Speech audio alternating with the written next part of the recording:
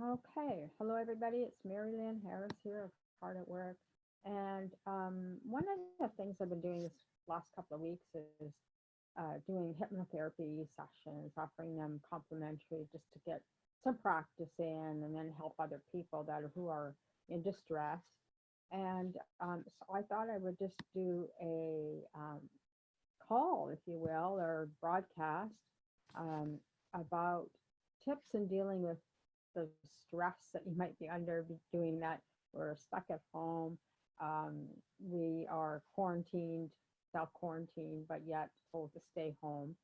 And so it depends where you live. But in California, we're supposed to stay at home. But what I've been doing is so I'll just share some of these tips that I've been doing to help me. And then, of course, I want to talk to you about some tips that help you in your distress of stress. So this virus that's going on is just a disruptor, and the disruptor meaning that it's disrupting our daily lives, our habits, our beings, our consciousness. And technology does it to us all the time. They invent something new, they disrupt this industry, or they industry that industry, and then now all of a sudden a health issue comes along and says, oh, okay, we're going to shut you all down, we're going to control more what you can do and what you can't. So I just, like I said, I have about 10 or 11 tips that can help you, um, deal with whatever's going on that you need to look at.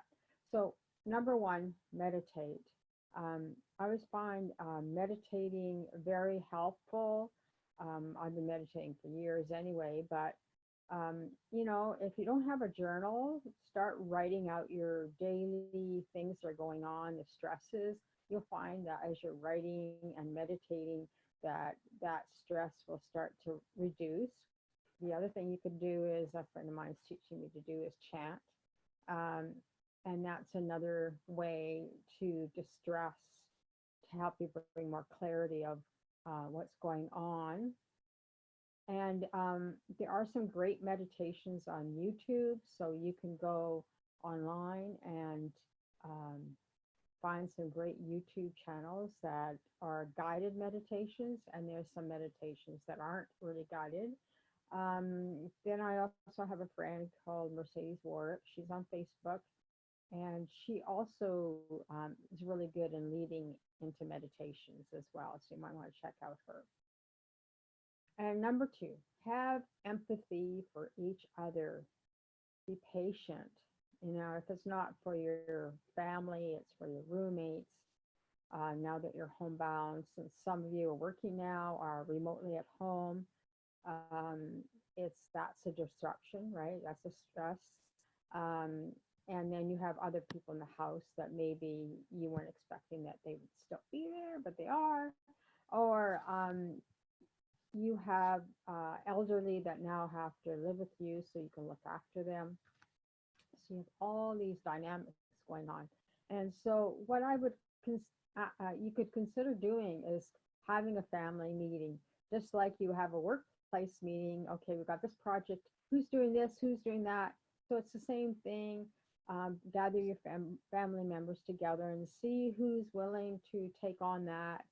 Maybe you got some of your kids could set the table, prep the vegetables, or maybe you have people in your family that you need other things that are working in your family business, or you've all decided to start a side gig together.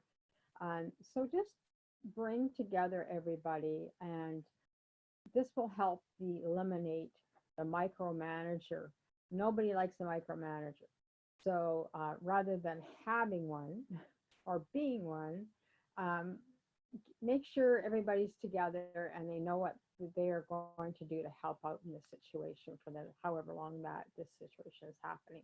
So the empathy for each other is that you have a boss that's sending you emails 10 times a day. Where are you? You're not responding to my emails or calls.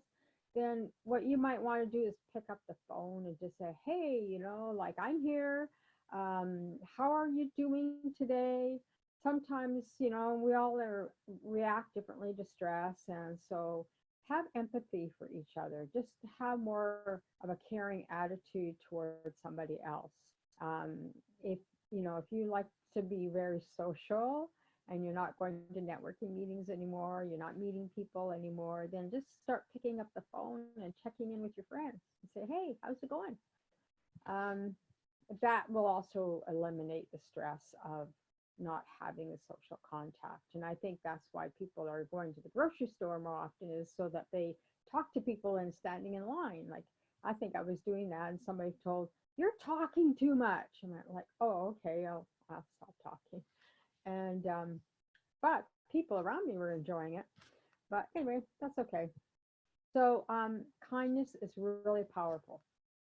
So volunteer. I noticed that a lot of people on next door are saying that they're willing to shop for a senior or somebody that can't get out. Um, so volunteer if you can, if it's within you know the rules of the road, if you will. Take yourself out for walks. It's important that we get exercise. I was walking on one of the paths, and I know we're not supposed to speak to each other, we're supposed to keep 6 feet away. And I said, I would just wave at people, hello. And people would start laughing because they realize that, okay, we're in a situation and we all need a little stress reliever. So, um, yeah, just go take yourself out for a walk. I went for a walk with a friend of mine yesterday, and she's okay, stay away from me, 6 feet. And I said, okay, okay, okay. So I was either ending up walking beside her opposite of the path or behind her forward, but we were still talking, but we are just being respectful of each other's space. And if you can, help other people, maybe bake and drop off some baked goods to people or put them on the doorstep so that you're not really talking to them or face to face, or just really just be helpful in your errands. If you're really good at making bread, bread is a hot commodity. Maybe you can make bread for people and so forth. But you have your own imagination. So kindness is really powerful.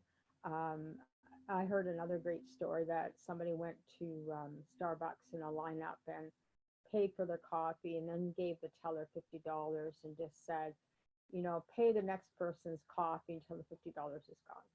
And now and then other people started saying, oh, that's a good idea, started giving money and doing the same thing. So, it just brings more fun and feel good. And you're going to feel better than you did before because it is a feel good thing. So, okay, tip number 4, take a few deep breaths. Stay calm. There's nothing to get excited about. We can't control what's going on outside of our own control. So it's all depending on how we respond. We don't need to react to everything that's going on. We just have to have a game plan of how we're going to work within the conditions that are there. So take a few deep breaths. Stay calm. Okay, let's do some right now.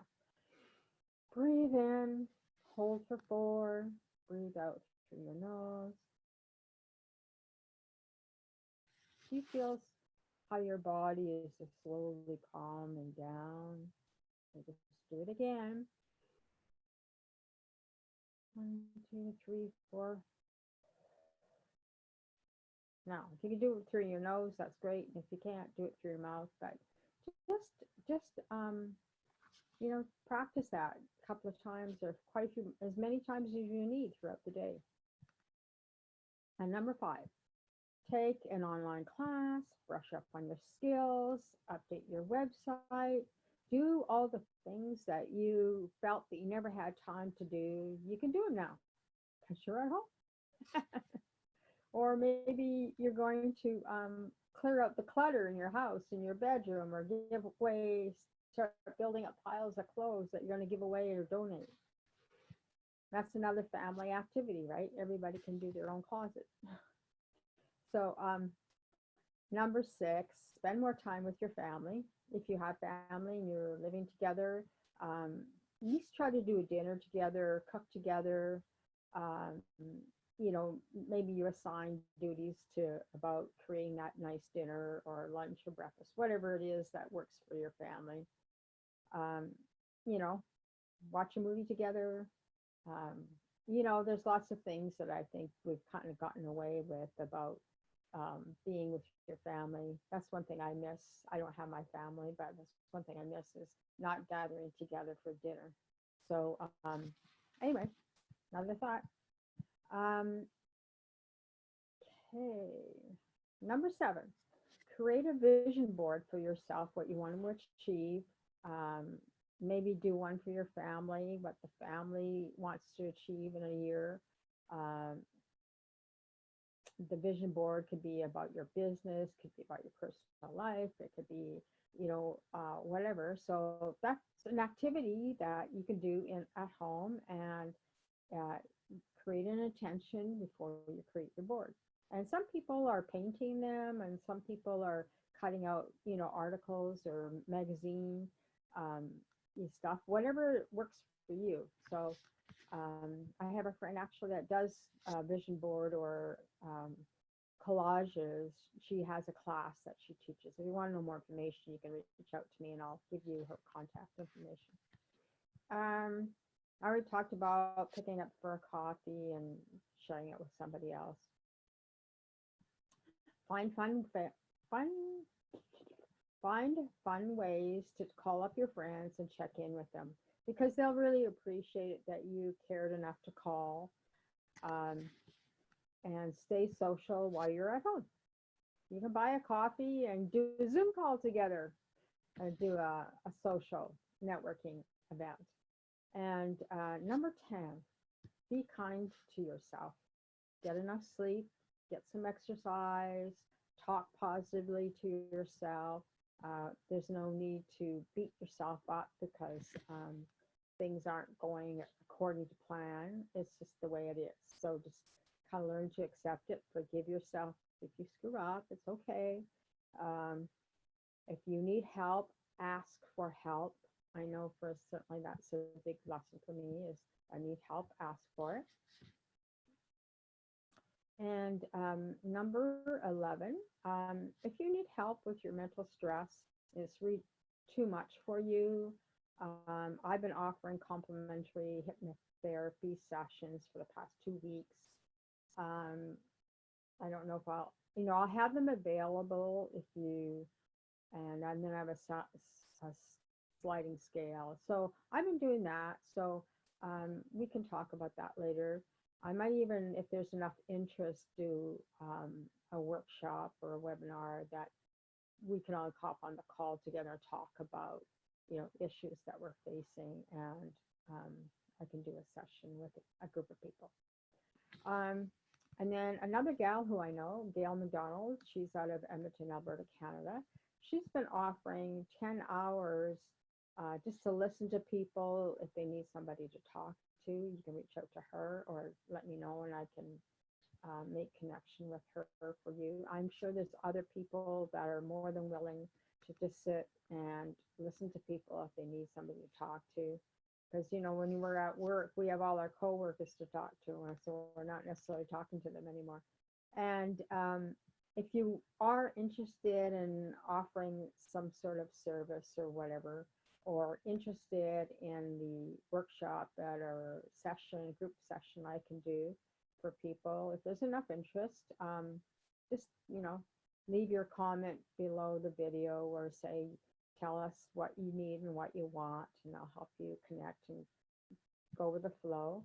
But that's all I have. I'm sure there's many other ways that people are distressing themselves. So I highly encourage you, if you have a tip you'd like to share, post it below this video.